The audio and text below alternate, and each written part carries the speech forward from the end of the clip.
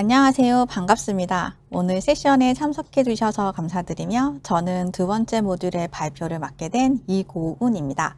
이번 모듈에서는 GCP에서 데이터 프롭과 빅쿼리를 활용하여서 빅데이터를 분석하는 방법에 대해서 이야기를 나누어 보고자 합니다.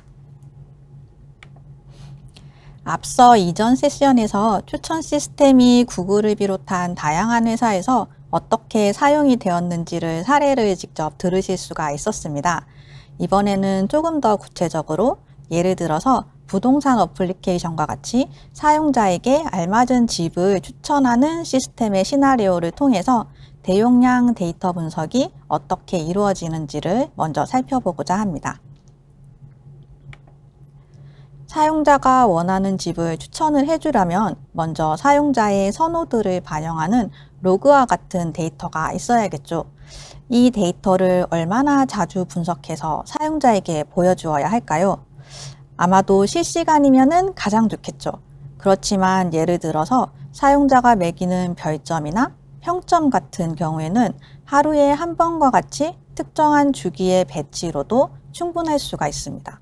그래서 즉 데이터 유형으로는 실시간 혹은 배치 두 가지 종류를 고려를 해보실 수가 있습니다. 그렇다면 추천 시스템에서 처리가 되어야 하는 데이터의 사이즈는 얼마나 될까요? 비즈니스가 잘 되어서 사용자 수가 늘어나면 늘어날수록 처리를 해야 하는 데이터의 양은 기하급수적으로 늘어날 것이라고 생각합니다. 처음에는 일부 지역에 한해서 서비스가 되어서 하나의 머신에서도 충분히 처리가 가능한 수준이었다 할지라도 이후에 점진적으로 확장이 되고 글로벌 서비스까지 고려를 한다고 하면은 여러 대의 머신으로 유연하게 확장 가능한 방법이 필요합니다. 이를 위해서 많은 분들이 이미 빅데이터 분석을 위한 솔루션으로 하둡을 사용을 하고 계실 것이라고 생각됩니다. 그럼 하둡과 같은 분산 시스템은 어떻게 동작을 할까요? 왼쪽의 이미지와 같이 데이터가 작을 때는 하나의 머신에서 처리가 가능했습니다. 그렇지만 데이터가 되게 커져서 오른쪽 이미지와 같이 분산 시스템에서는 하나의 머신에서 처리를 할 수가 없는 거대한 데이터를 작게 쪼개어서 이를 각각의 머신으로 할당을 시켜서 병렬로 처리를 하게 됩니다. 이렇게 데이터를 쪼개어서 처리를 하는 방식을 샤딩이라고 합니다. 또한 큰 범위에서 마스터와 워커 노드로 나누어서 볼 수가 있는데요. 마스터 노드는 어떻게 데이터를 나누어서 각각의 머신에 할당을 할지와 같은 좀 총괄을 하는 역할을 담당을 하는 노드를 말을 하고요. 워커 노드는 실제로 데이터를 열심히 처리를 하는 노드를 말을 합니다. 워커 노드 수를 늘려서 처리량을 늘릴 수도 있고요. 이것을 스케일 아웃이라고 합니다. 이러한 분산 시스템인 하둡은 구글에서 발표한 맵리듀스 논문을 바탕으로 오픈소스 커뮤니티에서 개발이 되었습니다. 일반적으로 하둡이라고 하면은 하둡 그 한 가지를 지칭하기보다는 하이브, 스팍과 같이 다양한 오픈소스를 포함을 하는 거대한 에코시스템을 말을 합니다. 이미 온프레미스 환경에서 하둡 클러스터가 동작을 하고 있고요. 그 다음에 클라우드 환경을 사용하는 것을 고려를 해보고 계신다면은 데이터 프록이 좋은 선택지가 될 수가 있습니다. 온프레미스에서 하둡 클러스터를 구축하는 그 과정을 한번 생각을 해보면요. 크게 인프라를 구성하는 것과 하둡을 설치를 하고 운영을 하는 것을 고려해 볼 수가 있습니다. 인프라의 경우는 우선 물리 서버를 사야 되고요. 그 다음에 데이터 센터에 그 물리 서버를 배치하는 그런 계획이 필요한 작업들이 이루어지게 됩니다. 그래서 이 작업은 일반적으로 한 달 이상의 시간이 소요가 됩니다. 또한 앞서 하둡이라고 하면은 에코시스템을 지칭한다고 말씀을 드렸는데요. 단순하게 이제 하둡 한 가지만을 이제 설치를 해서 운영하는 것이 아니라 이제 동작하는 잡에 따라서 굉장히 다양한 제품들이 이제 설치가 되어서 이제 서로 조화를 이루면서 이제 운영을 이제 하게 됩니다. 그래서 운영 관점에서도 신경 써야 하는 제품이 되게 많고, 그래서 복잡도가 높고 전체적으로 이제 오류 없이 잘 동작하도록 꾸준히 관리를 해 주어야 합니다. 그에 반해서 데이터프록은 클러스터를 생성을 해서 클러스터가 사용이 가능한 상태까지 단 90초밖에 걸리지 않습니다.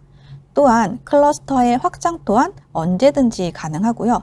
클릭 몇 번으로 매우 손쉽고 빠르게 이 과정을 진행을 하실 수가 있습니다. 데이터프록은 관리형 하둡이라고 말을 합니다. 인프라를 구성을 하고 하둡을 설치를 하는 것이 자동으로 이루어집니다. 데이터프록 클러스터를 생성을 하시면 구글 컴퓨트 엔진, 즉 GCE VM이 생성이 되고요. 거기에 하둡 패키지가 자동으로 설치가 됩니다. 그렇기에 클러스터 생성 시간이 평균 90초 이하로 굉장히 빠르게 이루어지고요. 잡의 동작을 하고 있는 도중에도 클러스터 크기를 이제 자유롭게 늘렸다 줄였다 하는 것이 가능합니다. GCE VM의 사양이나 하둡 설정 값은 원하시는 대로 커스터마이징을 하실 수도 있어요. 그리고 클러스터의 모니터링 또한 이제 GCP에서 제공하는 클라우드 모니터링과 로깅을 그대로 이제 활용을 하실 수가 있습니다. 지금까지 데이터프록이 온프레미스 환경과 비교했을 때 얼마나 이제 빠르고 간단하게 이제 생성이 가능한지에 대해서 말씀을 드렸는데요. 이 부분을 이제 데모를 통해서 함께 확인을 해봐도 좋을 것 같습니다. 이제 데모 화면으로 넘어가 보면 이제 데이터프록은 클라우드 콘솔에서 이제 데이터프록 메뉴에서 이제 접속을 하실 수가 있고요. 만약에 이제 처음 프로젝트를 만드신 경우에는 데이터프록 API가 이네이블이 되어 있지가 않아서 이런 화면을 보실 수가 있습니다. 이런 경우에는 클라우드 데이터프록 API를 이네이블을 시켜주시면 됩니다. 현재 데모 환경에서는 이네이블이 되어 있는 상태이고요. 그래서 이 이네이블을 시키신 다음에 클러스터에 접속을 하셔서 이제 새로운 클러스터를 한번 만들어 보도록 하겠습니다. 클러스터 이름을 이제 정해 주시고요. 그 다음에 리전을 선택해 주시면 되는데 서울 지역을 선택하고 싶다 그러면은 아시아 노스이스트 트리를 선택을 해 주시면 됩니다. 클러스터 타입은 총 3가지인데 여기에서는 가장 기본인 스탠다드를 사용을 하도록 하겠습니다. 만약에 클러스터가 계속 떠 있는 상태인 경우에는 마스터 또한 여러 개로 구성이 되는 HA가 좋은 선택이 될 수 있습니다. 버전 정보 또한 선택을 하실 수가 있는데요. OS 버전 그리고 하둡의 버전별로서 되게 다양한 이미지가 제공이 되는 것을 확인하실 수가 있습니다. 여기서 제공하는 이미지 외에 특정하게 좀 커스터마이징한 이미지를 쓰고 싶다. 그런 경우에는 커스텀 이미지를 만드셔서 사용하시는 것도 가능합니다. 저는 기본값을 그대로 두도록 하겠습니다. 데이터프록을 설치를 하면은 기본으로 설치되는 HDFS, YAN 외에 옵셔널한 컴포넌트를 추가적으로 설치를 하는 것도 가능합니다. 예를 들어서 권한 관리를 위한 레인저라든지 아니면은 제플린, 주피터와 같은 노트북도 여기서 선택을 해서 설치를 하실 수가 있습니다. 다음으로는 노드 사양에 대해서 알아보도록 하겠습니다. 마스터와 이제 워커 노드의 그 VM의 사양을 정하는 페이지인데요. 마스터 노드의 CPU와 이제 메모리 사양에 대해서도 직접 이제 선택을 해서 구성을 하실 수가 있고요. 워커 노드 또한 마스터 노드와는 별개로 머신 타입을 선택을 해서 구성을 하실 수가 있습니다. 이때 이제 워커 노드의 수를 정하게 되는데요. 여기에서는 3개로 입력을 해보도록 하겠습니다. 그 외에 다른 설정 사항에 대해서는 우선은 기본값으로 두고서 넘어가도록 하겠습니다. 하둡 온프레미스에서 하둡을 운영하신다면은 이제 특정한 하둡 설정 값을 이제 넣고 싶으실 경우도 있으실 텐데요. 이제 클러스터 프로퍼티스 항목에서 클러스터를 생성할 때 해당 설정 값을 설정해서 생성을 하시는 것도 가능합니다. 또한 이제 이니셜라이제이션 액션은 아까 보셨던 옵셔널한 이제 컴포넌트를 이제 외에 다른 특정한 지원되지 않는 컴포넌트를 설치를 하시고 싶으실 때 사용하실 수 있는 기능입니다. 이렇게 클러스터를 생성을 하시게 되시면은 이와 같이 이제 모니터링을 클라우드 모니터링과 이제 통합이 되어 있어서 클라우드 모니터링을 통해서 모니터링을 하실 수가 있고요. VM 인스턴시스 메뉴로 들어가서 보시면 GCVM이 어떻게 생성이 되어 있는지도 보실 수가 있습니다. 워커 수가 현재 3개인데요. 이것을 한번 늘려보도록 하겠습니다. 컨피그레이션 메뉴에서 에딧 버튼을 눌러서 워커 노드의 수를 조정을 해서 저장 버튼을 누르시기만 하면 됩니다. 그러면 클러스터의 스테이터스가 업데이팅으로 바뀌게 되고요. 조금만 기다려 보시면 네, 이렇게 VM이 자동으로 생성이 되어서 클러스터에 추가가 된 것을 보실 수가 있습니다. 이 작업은 잡이 동작 중일 때도 가능합니다.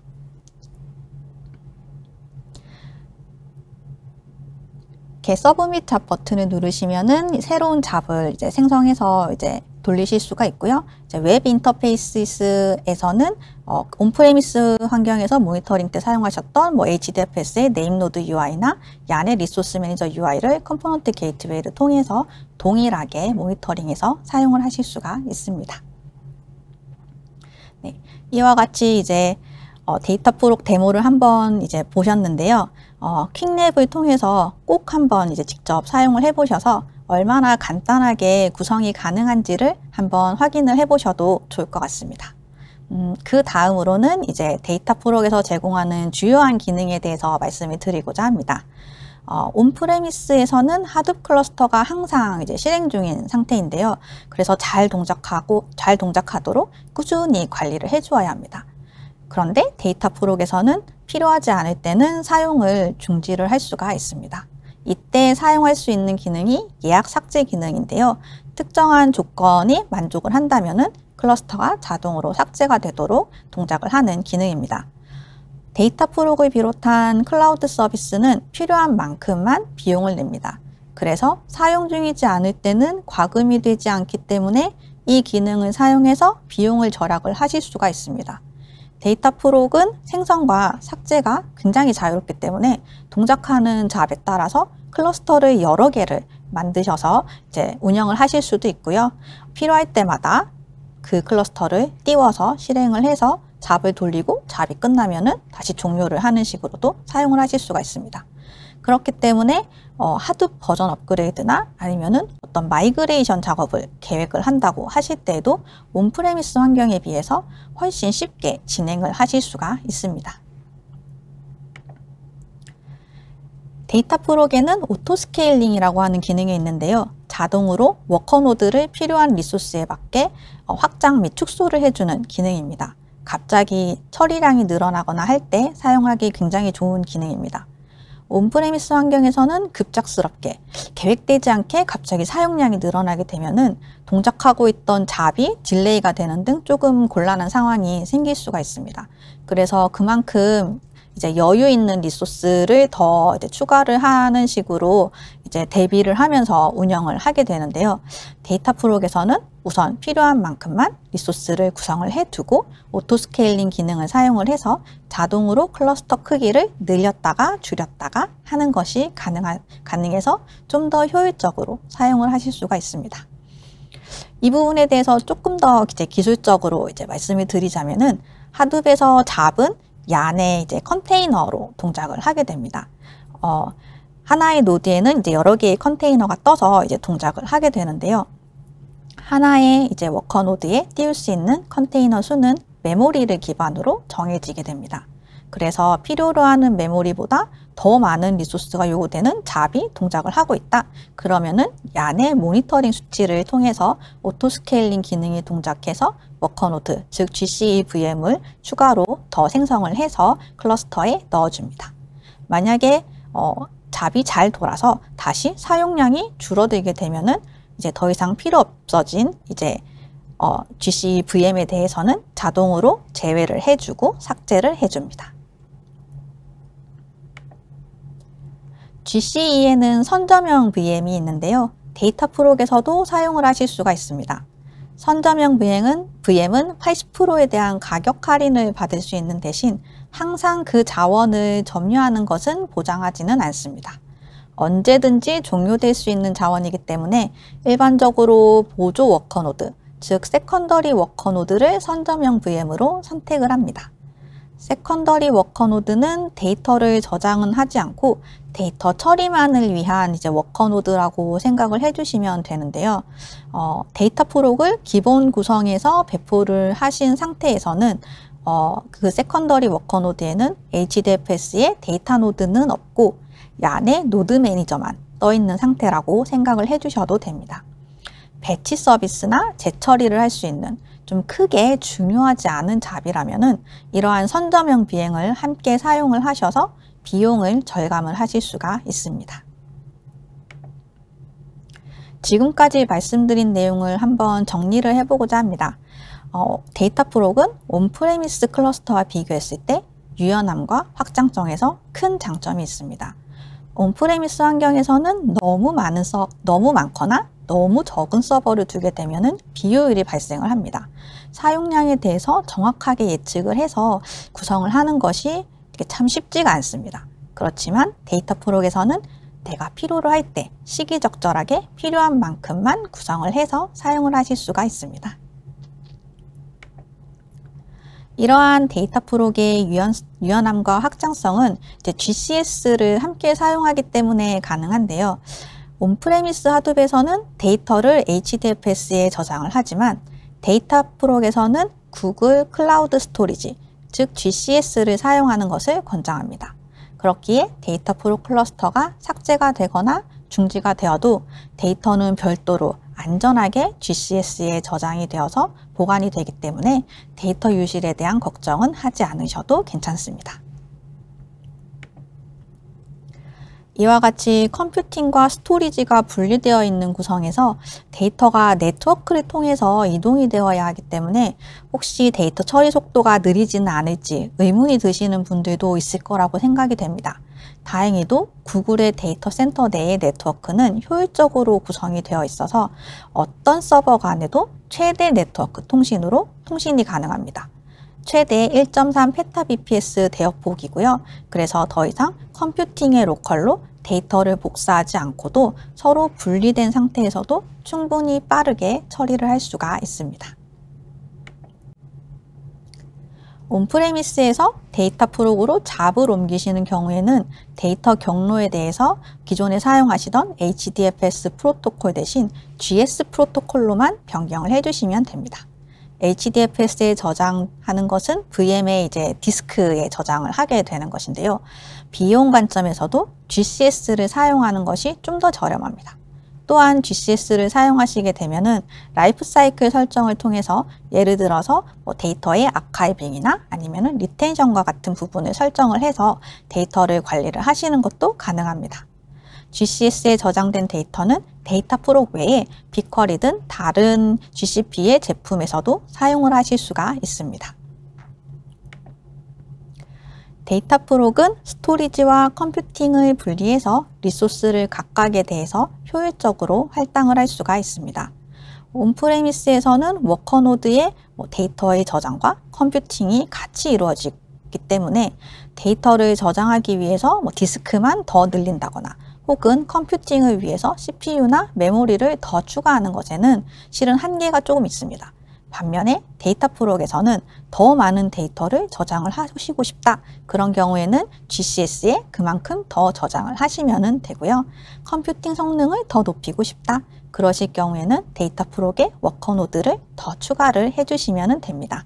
컴퓨팅과 스토리지가 분리가 되어 있기 때문에 각각의 리소스에 대해서 필요한 만큼만 사용을 하시고 비용을 지불을 하시면 됩니다. 지금까지 데이터 프록에 대해서 한번 알아봤는데요. 이제 크게 네 가지 포인트를 짚고서 이제 넘어가고자 합니다. 데이터 프록은 이제 인프라 구성부터 하둡 설치까지 자동으로 이루어지는 관리형 하둡이고요. 온프레미스에서 동작 중인 잡을 거의 그대로 데이터 프록으로 가져와서 사용을 하실 수가 있습니다. GCS를 통해서 컴퓨팅과 스토리지가 분리가 되어 있기 때문에 유연성과 자유로운 확장성을 제공을 하고요. 오토 스케일링 기능을 통해서 자동으로 크기 조절이 가능하고 선점형 VM을 사용을 하시면 비용을 절감하실 수도 있습니다. 네, 지금까지 데이터 프로그램에 대해서 알아보는 시간을 가져봤습니다. 그 다음으로는 GCP에서 가장 유명한 제품이죠. 아마도 좋아하시는 분들이 많을 것이라고 생각되는 이제 빅쿼리를 활용해서 어떻게 데이터 분석을 할 수 있는지에 대해서 살펴보도록 하겠습니다. 빅쿼리를 사용한 분석에 앞서서 먼저 이제 빅쿼리가 무엇인지에 대해서 간단하게 이제 알아보고 이제 넘어가고자 합니다.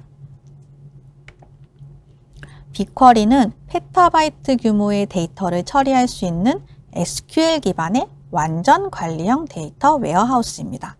앞서서 데이터 프로그의 경우에는 사용자 프로젝트 내에 GCE가 생성이 되어서 사용이 되었습니다. 그래서 어떤 VM이 있었는지도 직접 보실 수가 있었고요. 데이터 프로 생성을 할 때 VM의 사양에 대해서도 조금 이제 신경을 써주셔야 했었습니다. 반면에 빅쿼리는 서버리스라고 하는데요. 그 내부에 인프라가 보이지가 않습니다. SQL 쿼리를 호출을 하시게 되면 구글의 내부 인프라를 통해서 동작을 하게 되고요. 그 결과를 반환을 해줍니다. 완전 관리형 서비스이기 때문에 테이블의 스키마나 작성하시는 SQL의 쿼리에 대해서만 신경을 써주시면 되고요. 나머지는 저희가 관리해 드립니다. 또한 유연한 가격 책정 모델을 가지고 있는데요. 사용한 만큼에 대해서만 지불을 하시거나 혹은 고정과금 형태로 빅쿼리에서 컴퓨팅 단위인 슬롯을 구매를 해서 사용을 하실 수도 있습니다. 데이터 전송 시에는 암호화되어서 안전하게 전송이 되고요. 또한 지리정보 데이터 조회를 위한 기능이라든지 다양한 BI 툴과의 연결도 가능하고요. ML 모델을 적용할 수 있는 기능 또한 제공하고 있습니다. 빅쿼리는 데이터 웨어하우스다 라고 말씀을 드렸는데요. 궁금하실 분들도 있으실 것 같아서 이것이 무엇을 의미하는지 간단하게 알아보도록 하겠습니다. 아마도 데이터 레이크, 데이터 웨어하우스, 데이터 마트라는 용어에 대해서 한 번쯤 들어보신 분들이 계실 거라고 생각합니다. 데이터 레이크는 정형, 비정형 상관없이 데이터를 한 곳으로 모아서 저장을 할 수 있는 저장소인데요. 예를 들자면 GCS가 해당이 됩니다. 데이터가 RDBMS, 노시콜 데이터베이스 등 여러 개의 데이터 스토어에 분산이 되어서 저장이 되어 있으면은 그 데이터를 통합해서 분석할 때 ETL 작업을 통해서 한쪽에서 다른 쪽으로 데이터를 복사를 하는 등의 좀 복잡하고 번거로운 작업을 해야 됩니다. 왜냐하면 데이터가 서로 나눠져 있기 때문에 그것을 통합으로 분석을 하려면은 우선 다른 쪽으로 한쪽으로 모을 필요가 있기 때문이죠.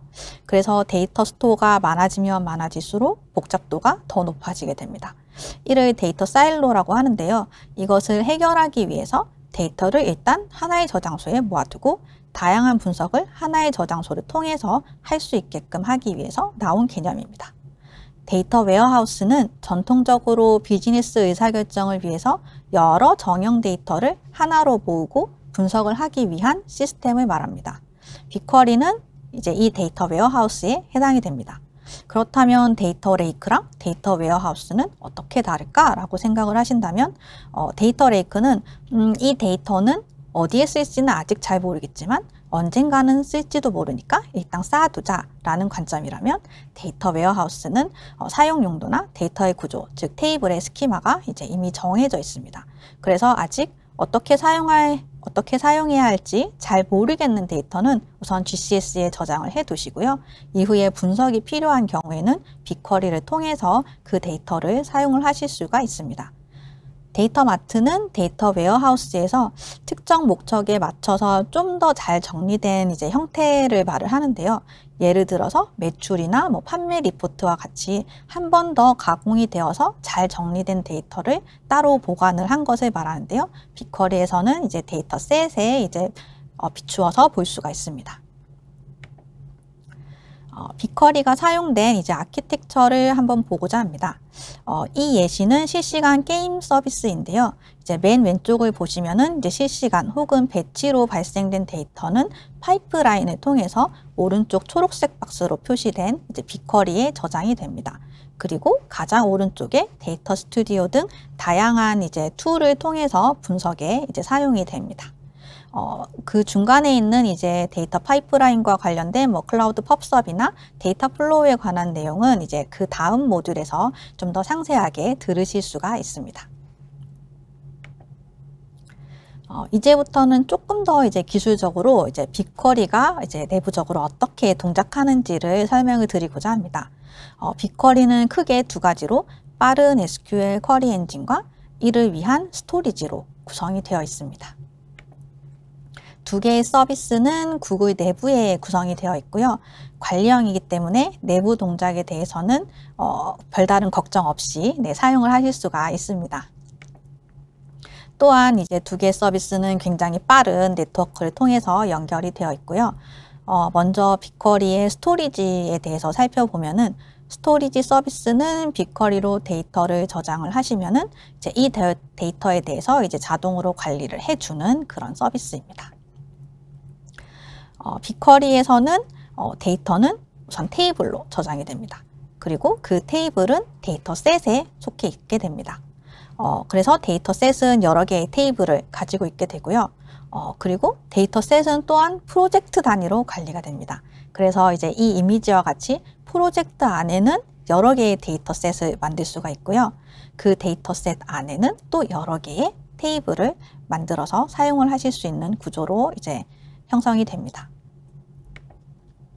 이제 좀 더 그 아래 레벨을 보면요. 이제 그 각각의 테이블은 이제 콜로서스라고 하는 이제 구글 내부의 파일 시스템에 효율적이면서도 안전하게 저장이 됩니다.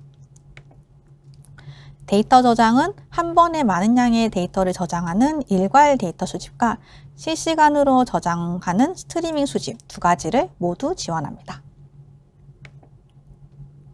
이제 다음은 이제 빅쿼리의 쿼리 서비스에 대해서 볼 건데요. SQL 쿼리를 작성을 해서 이제 사용을 하시게 되고요. 이제 웹 UI, BQ 명령어, 이제 REST API를 사용을 해서 호출을 하실 수가 있습니다. 자바, 파이썬 등 다양한 언어의 이제 클라이언트 라이브러리를 제공을 하고 있기 때문에 그 클라이언트 라이브러리를 사용을 하셔서 어플리케이션을 개발을 하시는 것도 가능합니다. 지금부터 빅쿼리를 어떻게 이제 클라우드 콘솔에서 사용을 하실 수 있는지를 간단하게 데모를 보여드리도록 하겠습니다. 빅쿼리 또한 이제 클라우드 콘솔 메뉴에서 이제 빅쿼리 메뉴를 선택을 하시면은 접속을 하실 수가 있습니다. 이렇게 접속을 하시게 되면은 먼저 왼쪽에 이 데모에서는 이제 누구나 접근 가능한 이제 빅쿼리에서 제공하는 퍼블릭 데이터를 사용을 할 것이고요. 그 퍼블릭 데이터 프로젝트 안에 뉴욕 시티바이크라고 하는 데이터셋 안에 시티바이크 트립스라고 하는 테이블 데이터를 조회를 한번 해보도록 하겠습니다. 시티바이크 트립스를 클릭을 하게 되면은 이렇게 테이블 스키마를 보실 수가 있고요. 상세한 정보로는 테이블의 크기나 아니면은 로우 사이즈 같은 정보도 이제 확인을 하실 수가 있습니다. 프리뷰를 선택을 하시면 어떤 데이터가 어떻게 저장이 되어 있는지도 이제 보실 수가 있습니다. 제가 간단하게 그룹 바이 쿼리를 한 가지를 작성을 해봤는데요. 이제 이 쿼리를 실행을 하게 되면은 아래와 같이 쿼리 리절트가 표시가 됩니다. 그때 얼마만큼의 데이터를 어느 정도의 시간을 가지고서 이제 동작을 했는가에 대한 수치가 나오고요. 이 경우는 1.1기가를 약 1초에 이제 실행이 완료가 되었습니다. 그리고 빅쿼리의 이제 SQL 쿼리는 실제로는 그 쿼리 플랜이 만들어져서 이제 각각의 잡으로 나누어져서 동작을 하게 되는데요. 그 실행이 어떻게 세부적으로 이루어졌는지를 이 execution details에서 좀 더 상세하게 보시는 것도 가능합니다. 네, 이와 같이 빅쿼리를 사용하는 법에 대한 데모를 봤는데요. 화면에 보이는 것과 같이 SQL 쿼리만 작성을 해서 실행을 해주시면 됩니다. 네, 그리고 이제 빅쿼리에는 관리형 스토리지가 있는데요. 여기에 저장된 데이터는 자동으로 복제와 백업이 되기 때문에 별도의 관리 걱정 없이 안전하게 사용을 하실 수가 있습니다. 또한 빅쿼리는 내부 저장소뿐만 아니라 외부의 이제 다른 데이터 소스와도 연결을 해서 사용을 하시는 것도 가능합니다. 예를 들어서 GCS에 있는 파일이나 아니면 로컬 PC에 있는 CSV 파일을 업로드 하셔서 빅쿼리에서 조회를 해서 사용을 하실 수도 있습니다. 클라우드 콘솔에 그 CSV 파일을 읽어서 테이블의 스키마를 자동으로 인식해서 그 빅쿼리 테이블을 만들어주는 기능도 있기 때문에 굉장히 편하게 사용을 하실 수가 있습니다.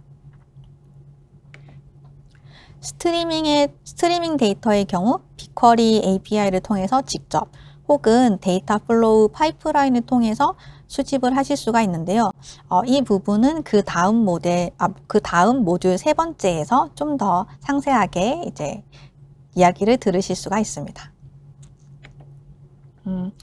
빅쿼리에는 조금 독특한 이제 스트럭트랑 어레이 타입이 있는데요. 이것을 보기 전에 우선은 데이터베이스 테이블 디자인에 대해서 먼저 간단하게 설명을 드리고자 합니다.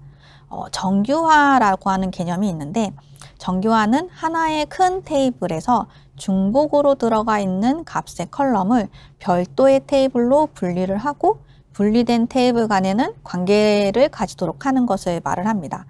예를 들어서 이제 택시 회사를 보면은 데이터가 정규화되어서 저장이 되어 있다. 그러면 결제 정보나 택시의 승하차 이벤트와 같은 정보, 그리고 차량 정보, 택시 승강장 정보 등등이 각각의 테이블로서 서로 분리가 되어서 저장이 되게 될 것입니다. 비정규화는 반대로 이렇게 쪼개져 있는 테이블을 하나로 합쳐서 이제 하나의 큰 테이블을 만들어서 저장하는 것을 말을 합니다. MySQL과 같이 이제 일반적인 RDBMS에서는 중복을 제거하고 이제 효율적인 데이터 저장과 무결성을 위해서 정규화를 사용하는 것이 일반적입니다. 그렇지만 분석 시에는 관련 데이터를 모두 합쳐서 하나의 큰 뷰로서 이제 정보를 봐야 될 필요가 있습니다. 이렇게 나누어져 있는 테이블을 하나로 합치려면은 테이블을 조인을 해야 되는데요. 빅쿼리에서는 조인 대신에 스트럭트와 어레이 타입을 활용해서 다른 방법으로 테이블을 구성을 해서 이 부분을 해결을 해볼 수가 있습니다. 여기 이 테이블 예시를 한번 봐주시면 좋을 것 같아요. 혹시 조금 이상한 점을 눈치채셨나요? event.status와 event.time에 총 4개의 값이 들어가 있습니다. 그리고 이벤트, 픽업, 데스티네이션으로 시작하는 컬럼은 예를 들어서 event.status와 같이 중간에 이제 점이 포함이 되어 있습니다. 일반적으로 테이블 하나의 필드에는 하나의 데이터만 저장하는 것으로 이제 생각하기가 되게 쉬운데요. 예를 들어서 이 본 테이블의 페이먼트 메소드 필드에는 캐시와 같이 이제 특정 문자열이나 아니면 특정한 숫자가 저장하는 것을 생각해 볼 수가 있습니다. 그런데 빅쿼리에서는 하나의 컬럼 안에 값을 여러 개를 넣을 수 있는 데이터 타입을 제공을 하고요. 이것이 스트럭트와 어레이입니다. 이벤트 컬럼에 있는 스테이터스와 타임은 하나의 그룹으로 묶여서 이벤트 컬럼에 저장이 되는데요. 이것을 스트럭트라고 합니다. 또한 이벤트 컬럼에는 다른 컬럼 값과는 다르게 총 4개의 값이 지금 확인이 되는데요. 이것을 어레이 타입이라고 합니다. 오른쪽의 스키마를 보시면은 이벤트 타입은 레코드라고 표시가 되어 있습니다. 이것이 스트럭트 타입을 의미를 합니다. 그리고 모드로는 repeated라고 표시가 되어 있는데요. 여러 개의 값을 넣을 수 있다라는 의미로 어레이 타입에 해당이 됩니다. 그래서 이벤트 컬럼은 마치 컬럼 안에 다른 테이블이 하나가 더 들어가 있는 것처럼 구성이 되었습니다. 이와 같이 테이블을 디자인을 해서 사용을 하시게 되면은 마치 이미 조인이 된 것 같은 형태로 데이터가 구조화가 되어서 저장이 되기 때문에 여러 테이블 간의 관계가 어떻게 구성이 되는지, 그리고 어떻게 조인을 해야 하는지에 대해서 복잡하게 고려하실 필요 없이 좀 더 그 데이터 자체에 집중을 해서 분석을 하실 수가 있습니다. 그 다음은 이제 빅쿼리에서 GD 데이터를 저장하고 활용하는 방법에 대해서 간략하게 이제 소개를 드리고자 합니다. 빅쿼리의 이제 GIS 기능이라고 하는데요. 이것은 함수로 제공이 되고 있습니다. 이제 여기 예시에서 보실 수 있는 것과 같이 이제 빨간색으로 표시된 부분인데요. 이 부분이 GIS 함수를 사용을 한 부분입니다. 그래서 마찬가지로 쿼리를 작성을 해 주시되 이렇게 함수를 포함을 해 주시면은 쿼리 내에서 굉장히 쉽고 간단하게 지리 정보를 분석을 하는 것도 가능합니다. 이 기능을 통해서 지도 위에 어떤 이동에 대한 정보를 시각화를 하거나 운성이나 경로 추적 등 의미 있는 정보를 얻으실 수 있으실 거라고 기대가 됩니다. 네, 이렇게 빅쿼리에 대한 내용을 살펴봤는데요. 지금부터는 실제로 이제 GCP 제품을 사용을 해보고 실습을 해볼 수 있는 툴인 이제 퀵랩에 대해서 좀 소개를 해드리고자 합니다.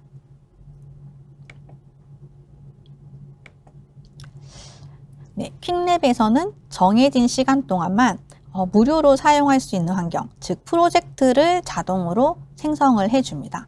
해당 프로젝트에 접속을 하셔서 여러 가지 실습들을 해보실 수가 있는데요. 해당 프로젝트는 실습 시간 동안에만 사용을 하실 수가 있고요. 실습이 끝난 뒤에는 자동으로 종료가 되고 삭제가 됩니다. 매번 초기화된 환경을 받으시기 때문에 실습 내용을 하나하나 따라 하시면서 손쉽게 사용을 하실 수가 있고요. 반복적으로도 실습을 계속 반복적으로도 사용을 하실 수가 있습니다. 아마도 이메일을 통해서 퀵랩 링크를 받으셨을 거라고 생각이 되는데요. 그 이메일로 받으신 링크를 따라서 이동을 하셔서 퀵랩에 접속을 해 주신 다음에 로그인 혹은 회원가입이 되어 있지 않으신 경우에는 회원가입을 해 주시면 됩니다. 실습 시작을 선택하면은 클라우드 콘솔로 접속할 수 있는 버튼과 그리고 그 클라우드 콘솔에 접속을 해서 로그인해서 사용할 수 있는 임시 계정에 대한 정보가 나오게 됩니다. 테스트를 위한 임시 계정을 별도로 제공을 하고 있고요. 이 계정을 사용을 해서 로그인을 하는 것이기 때문에 지금 로그인되어 있는 계정과 충돌이 생기는 것을 방지하기 위해서 시크릿 창 혹은 인코그니토 모드로 사용을 해서 이제 접속을 하시는 것을 이제 추천을 드립니다. 실습이 끝난 다음에는 그 실습 종료 버튼을 누르면은 자동으로 실습에서 사용했던 프로젝트는 삭제가 됩니다. 오늘 데모에서 빅쿼리가 얼마나 간단하게 이제 SQL 쿼리만 작성해서 사용할 수 있는지를 살펴봤는데요. 이 1번에 있는 빅쿼리 퀵랩 스타트를 통해서 직접 해보실 수가 있습니다. 그 외에 데이터 프록 등 다양한 제품에 대한 실습도 있는데요. 두 번째, 베이스라인 데이터, ML, AI 실습에서 오늘 세션 이후에 개인적으로 진행을 하실 수가 있습니다. 꼭 한번 퀵랩을 통해서 GCP 제품을 사용을 해보셔서 얼마나 쉽고 간단하게 구성을 하고 사용을 해보실 수 있는지를 경험을 해보시면 굉장히 좋을 것 같습니다. 네. 오전 세션은 여기서 이렇게 마무리가 되고요. 이후부터는 약 30분 정도 이제 점심시간을 가지려고 합니다. 30분 정도 간단하게 휴식과 점심시간을 가지시고요. 1시에 종옥님께서 세 번째 모듈인 데이터 파이프라인과 시각화에 대해서 흥미진진한 내용을 이어서 진행해 주실 예정이기 때문에 꼭 놓치지 않고 참석해 주시면 감사하겠습니다. 앞서서 보셨던 이제 저희가 파이프라인 부분은 이후 세션에서 이제 좀 더 자세하게 진행이 된다고 말씀을 드렸는데요. 네, 그 내용을 이어서 이후에서 들으실 수가 있습니다. 네, 지금까지 경청해 주셔서 감사드리고요. 네, 즐거운 점심시간 되시기를 바랍니다. 네, 감사합니다.